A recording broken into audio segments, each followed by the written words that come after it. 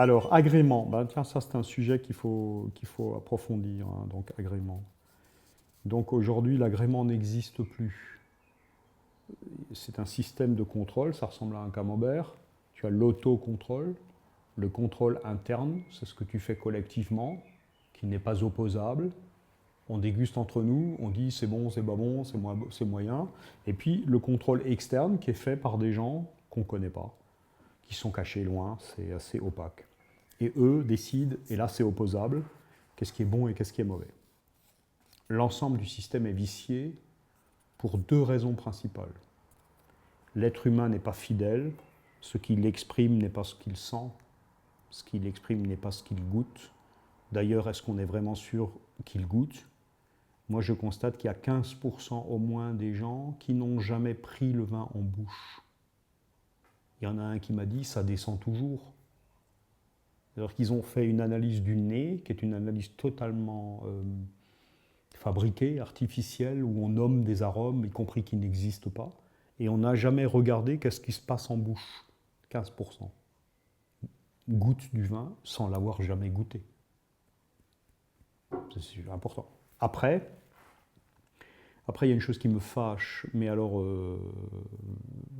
qui m'est insupportable, c'est la liste des, je sais pas quoi, 96 défauts majeurs du vin, qui est pour moi un objet raciste absolu. C'est à peu près une liste brune ou noire. Voilà, c'est quelque chose de insupportable. Je ne sais pas si c'est maoïste ou si c'est stalinien. Enfin, il faudra choisir, mais quand on sait que le sens donné aux mots, à ces mots-là, découle d'une formation, le goût moisi terreux, il y a moins de 2% statistiquement de gens qui sont capables de le reconnaître. Est-ce qu'on arrive à légitimer de mettre un mot pareil, un concept aussi spécialisé, dans la liste nationale des défauts du vin? Le goût moisi terreux. Alors que j'ai moins de 2% de gens qui le reconnaîtraient lorsqu'on leur met un échantillon devant le nez normalisé. Vous voyez, c'est comment on fait, quoi. Donc il y a vraiment des problèmes de forme, des problèmes de répétabilité, parce que si vous prenez 6 vins et que vous prenez 6 dégustateurs et que vous leur faites goûter 6 jours les 6 vins, ils donnent 6 fois des réponses différentes. Donc où est la vérité? Écoutez, moi je ne sais pas, je pense que le premier dégustateur c'est le marché. D'où voulez-vous tirer que l'appellation contrôlée serait une obligation de résultat? Ça a été pendant des décennies une obligation de moyens. Alors, un bon dégustateur. Voilà, eh bien écoute, un bon dégustateur, je pense que ce serait déjà la première chose utile qu'un bon dégustateur, et c'est pas acquis, soit capable de faire la différence entre 3 choses, 4 peut-être. L'impossible, l'infect, l'imbuvable, ça existe. Le bon, le grand et la préférence. Parce qu'il y a déjà un premier problème, c'est que la plupart des gens confondent le bon ou le grand avec la préférence. Quand ils préfèrent, c'est que c'est bon ou grand. Non, non, non, non. Il peut y avoir des choses qui sont absolument géniales, qui confinent même au sublime et qui ne sont pas ma préférence. Et ça, c'est de la civilisation. Ça, c'est important à comprendre. Après, il faudrait qu'un bon dégustateur soit capable de différencier un vin industriel d'un vin venu d'une vigne et d'un lieu. Parce qu'il y a des tas de vins aujourd'hui qui revendiquent un lieu, mais qui sont totalement industriels. Après, le très bon dégustateur devrait être capable, grâce à la dégustation géosensorielle, à reconnaître les terroirs, à nommer la couleur des sols, à nommer la couleur des lieux, à mesurer le niveau d'énergie, l'ouverture ou la fermeture du paysage, devrait être capable de dire si le terroir est cristallin, sédimentaire ou volcanique, et puis ensuite d'avancer encore plus loin et de décrire la texture, parce que les vrais vins sont marqués par une texture très subtile qui se rapproche d'un tissu. Et donc qu'un bon dégustateur, voire un très bon dégustateur, soit capable de décrire en des termes très simples, universels, accessibles au plus grand nombre, la dimension de texture me semblerait un immense progrès. Parce que je vois un problème.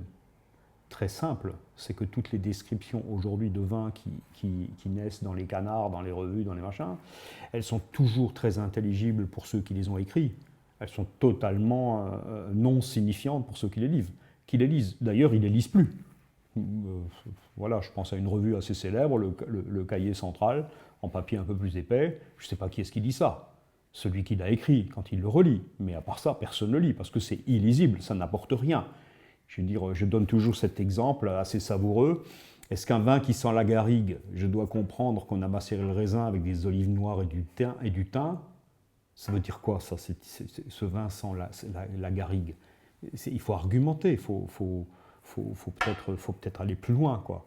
Une fois que le plan est sur la table, qu'on est tous d'accord sur les proportions du plan, sur la façon dont c'est construit, la logique, l'architecture de l'objet, moi je revendique de mettre 2 points, d'ouvrir les guillemets, de dire avec mes mots à moi, avec ma poésie à moi, qu'est-ce que ce palais-là m'inspire, comment je l'habillerais, comment je l'habillerais, comment je l'habiterais, comment je le dessine, comment je le vivrais.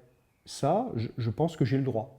Mais je revendique cette subjectivité-là, à la condition d'avoir d'abord mis un premier étage, c'est les proportions du plan. Voilà. Parce que si on fait ce travail-là préalable, il y a des tas de gens qui vont sortir de partout et qui vont dire qu'eux aussi ont envie de participer au festin génial de nommer avec leur sensibilité l'habillage du plan. Ça rendra la parole à tout le monde et on retrouvera une véritable imprégnation du vin dans la société. Aujourd'hui, le vin, c'est un objet un peu compliqué, mis dans un coin. Les femmes font leurs courses le samedi matin chez le caviste quand c'est pas au supermarché. Et puis, il y a un petit monde d'amateurs très... c'est presque des sectes qui ont un vocabulaire très spécial, qui ont des connexions, qui ont des allocations, qui ont tout ça. Je ne vais pas cracher dans la soupe, mais enfin, voilà.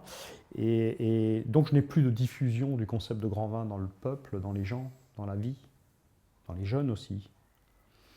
Il faut qu'ils aillent dans des endroits un peu miteux, boire des bouteilles un peu de demi-portion, parce que celles-là restent accessibles. Parce que acheter à 6 € à un pauvre dip au cul de la camionnette, on peut les revendre pour 26 dans le resto, quoi. Voilà. Ça, c'est un peu dommage. C'est la limite du système. Voilà ce que m'inspire le petit mot, un bon dégustateur.